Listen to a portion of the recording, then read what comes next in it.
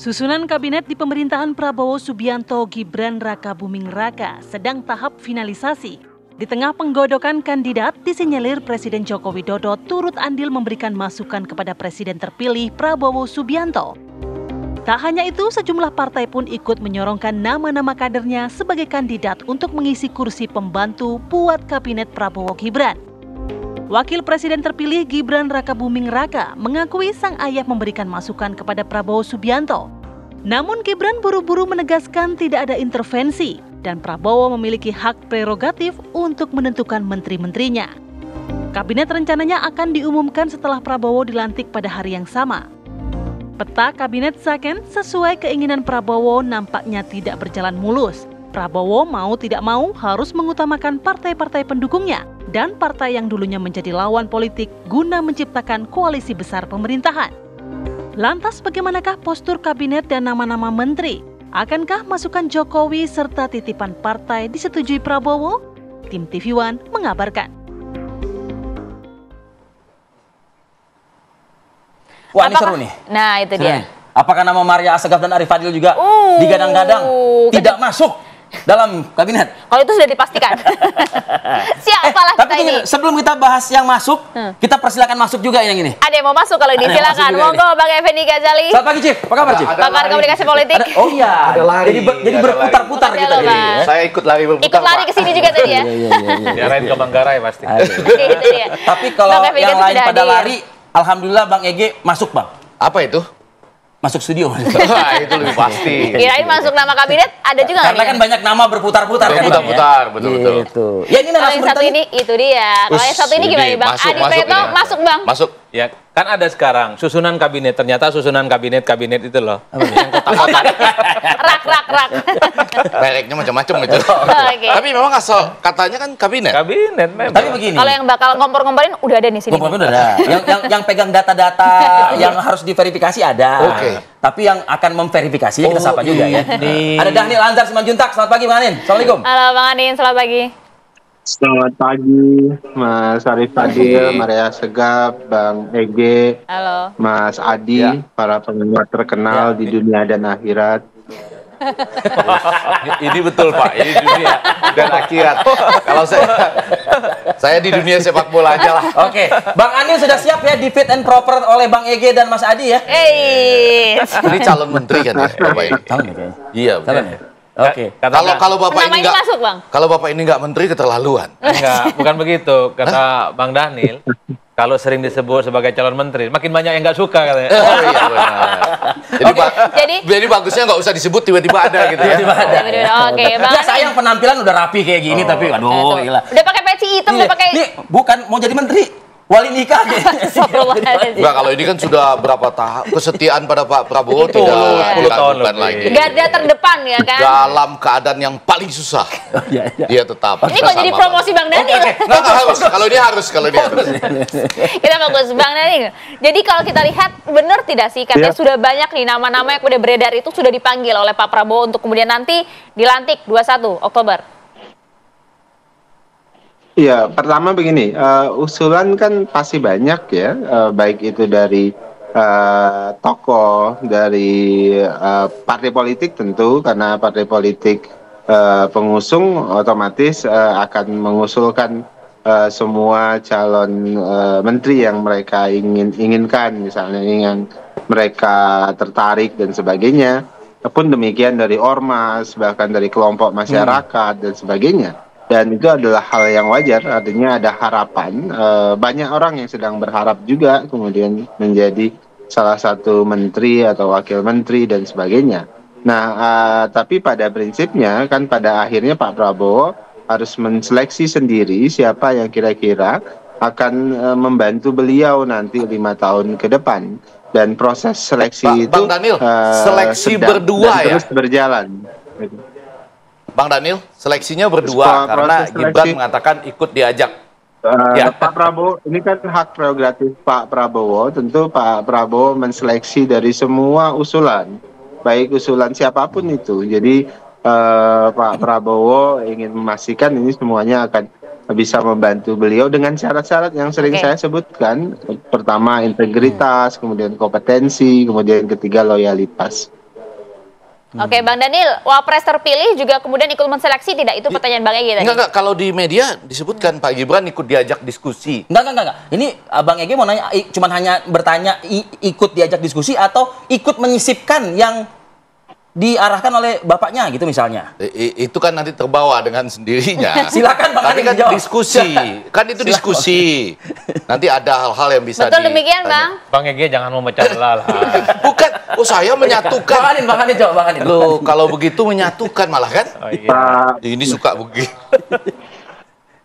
Ya, tentu Pak Prabowo ikut berdiskusi, mengajak diskusi semua pihak, ya termasuk ya Mas Gibran ya, yang beliau yang akan membantu Pak Prabowo ya dalam tugas-tugas kepresidenan nanti. Jadi apakah tugas nanti wakil presiden nanti seperti apa? Tentu itu adalah sepenuhnya wewenang Pak Prabowo sebagai presiden, dan itu juga sering disampaikan oleh Pak Prabowo kepada media ketika ada pertanyaan yang apa tugas khusus yang akan diberikan kepada Wapres, tapi sepenuhnya ada di tangan Baik. Pak Prabowo. Oke. Oke. Ini kita gosip Langsung. yang ini. Enggak, Langsung karena ke kompornya. Saya sambung sedikit, bukan kompor nih, karena Mas Gibran menyatakan selamat bergabung PKS dalam kabinet. Itu ada loh kalimat itu kemarin. Artinya udah pasti masuk lah nama-nama. Artinya itu dia ya. tahu dalam Oke. diskusinya. Nah, Bang Anda Egy tahu nggak dikonfirmasi siapa diajak nama-namanya diskusi? yang dari PKS? Enggak tahu. Ya, Bang. Dhanil pasti tahu. Tahu ya? Kalau Mas Adi tahu nggak? Saya nggak tahu, yang tahu mungkin Pak Prabowo ya, yang paling tahu tentu Pak Prabowo, kan kemarin baru bertemu dengan PKS, tapi yang jelas Pak Prabowo hari ini berusaha meramu kabinet Indonesia yang unsur keindonesiaannya itu kuat. Unsur keindonesiaan yang kuat saya maksud itu adalah tentu adalah merepresentasikan secara demografis, geografis, etnisitas dan sebagainya. Kemudian beragam kedua nanti nih. ya Ujung tentu partai politik Unsur pasti keindonesiaannya otomatis itu dengan kuat. syarat tadi integritas, mengandung kompetensi naturalisasi. dan loyalitas. Oke. Mas Adi. Adi. Ya, gimana? Ayo dong, ya, Adi yang tolong, modal nih. tolong dikonkretkan apa yang disampaikan oleh Bang Anin ini nih. Unsur keindonesiaan yang kuat.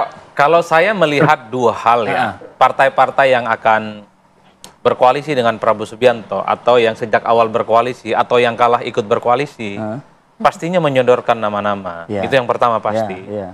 Kalau kita mau sebut satu-satu, misalnya dari partai pemenang Pilpres dan pengusungnya, kan sudah mulai muncul. Ada nama Syafri Syamsuddin, kemudian ada siapa namanya, Mardiono, Bang Dasko, mungkin juga Pak Wakil Ketua DPR. beliau. kemudian Pak Muzani, itu kan nama-nama Namanya elit. beredar kan?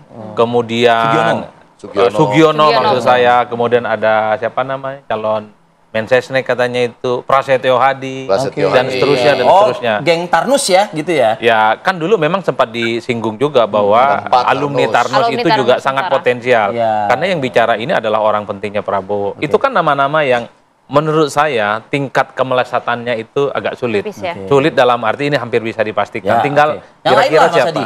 Nah, kalau Golkar kan ini adalah perpaduan dari antara menterinya Jokowi dan partai pengusungnya Prabowo. Betul, itu kan sudah ada disampaikan, Bahlil kan? di situ, yang muncul namanya kan. Iya. Mutia Hafid. Kemudian Mutia Hafiz, Dito juga muncul namanya. Agus Gumiwang. Agus Gumiwang kan orangnya Jokowi semua. Erick Belakangan Thohir. muncul nama yang terbaru, ada nama Maman Abdurrahman, Betul. kan? Iya. Ada Nusron Wahid, Iya. karena Nusron ini adalah kader Golkar yang kemudian menjadi salah satu tim sukses kan, pemenangan Prabowo. Itu kan nama-namanya. Kalau PAN itu yang saya kira hampir Ya, bisa ketua masih lah ya. Iya, kalau hampir bisa dipastikan itu pasti ketua umum mereka Zulkifli Iya. Hasan, Yandri. kemudian Edi Suparno, Edi Suparno, Karena Edi Iya, Suparno, betul Yandri, lah. itu kan tiga nama yang paling menguat. Yang mungkin nanti orang akan berdebat ini soal bagaimana portofolio kementeriannya. Kalau Bang Erick Thohir dari partai apa? Nah, kalau Bang Erick Thohir ini nanti yang ketiga sebenarnya ini memenuhi unsur orang-orangnya Jokowi. Oh. Kan kemarin kita Dulu kan PAN ya, dulu PAN loh. Masih kali kan? Dekat, Oh, masih ya? Dekat. Enggak, waktu mengajukan cawapres ke Bu Mega, Oh iya, Itu ya. PAN, kan? Lewat PAN. Yang, Iya, lewat yang PAN. memberikan Tapi bukan karpet kader. saat itu adalah PAN. Oke. Nah, ada juga kan yang dari unsur-unsur menterinya Pak Jokowi yang kemudian kita bisa sebut begitu banyak kan. Erick Thohir juga masuk di situ. Iya. Makanya tidak mengherankan kalau banyak dari menterinya Pak Jokowi akan kembali jadi menterinya Prabowo Pratikno. Termasuk adalah Sri orang-orang yang kemudian kita bagaimana sebut tuh? itu. Pratikno, Ya, Termasuk itu harus Sri Mulyani, penting Iya, disebutkan. ada Pak loh. Pratikno. Ya kan? Iya, Nanti di kabinetnya Prabowo Iya kan Gibran. sudah disebut dan semakin menguat. Selama ada unsur Pak Jokowi dan Gibran di situ, tentu orang-orang yang teridentifikasi Kalau dia sebagai orang ngomong dianggap depannya Jokowi. menyatukan. Iya, iya. Kalau saya Kalau ngomong Memecah belah. Maunya apa ini? Kalau Demokrat ya, kalau Demokrat mungkin muncul nama pasti ya AHY, AHY. kemudian sekjen partainya Sekjennya. Pak Oh, Tafur Rifki Rifki, Harza, Rifki. iya betul. Iya, iya. Muncul juga ada nama Herman Hairon dan seterusnya dan seterusnya. Ini kan nama-nama PKB yang bagaimana?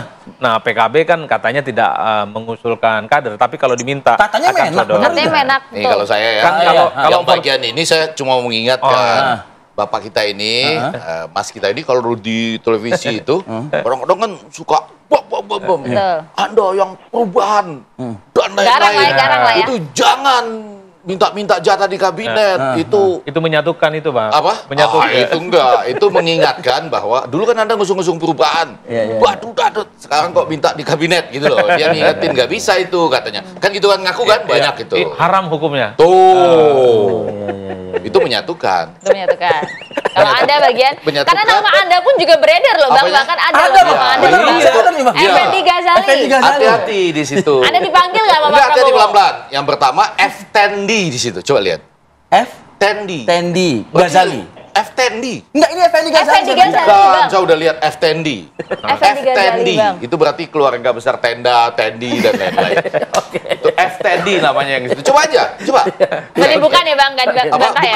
Bukan. Belum dipanggil ya? Mas Daniel, saya nggak ada dipanggil. Kita konfirmasi ya, satu ya, satu Iya, ya. iya. Saya nggak ada Satu ya, dipanggil. Ya, Bisa kan jeda bisa pada diusulkan, Effendi. Kita Bang. ke Bang Effendi Anin ya, juga Bang. bisa Kami akan diusulkan. kembali saat lagi, Bang Anin. Ditahan dulu, Bang. Rusuh. Rusuh. Rusuh kata gini, rusuh.